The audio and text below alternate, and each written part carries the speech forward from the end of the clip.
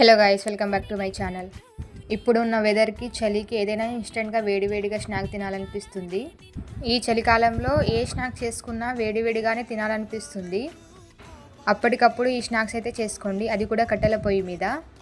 పచ్చి బఠానీలు ఉంటాయి కదా, వాటిని ఒక కట్టెల పొయ్యి మీద ప్యాన్ పెట్టుకొని దాంట్లో కొంచెం ఆయిల్ వేసి, ఆయిల్ వేడి అయ్యాక పచ్చి బఠానీలు వేసి ఒక 5 మినిట్స్ వరకు ఫ్రై చేసుకోవాలి. 5 మినిట్స్ అయితే సరిపోతుందన్నమాట.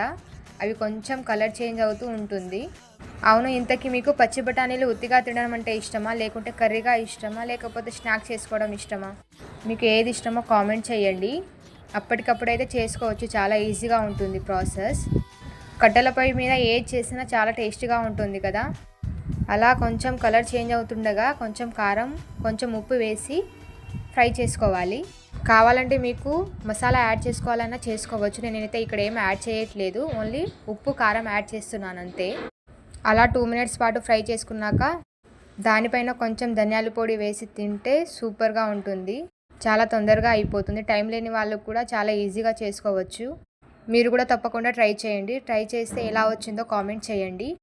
వీడియో నచ్చితే లైక్, షేర్ అండ్ సబ్స్క్రైబ్ చేసుకోండి. Thank you for watching.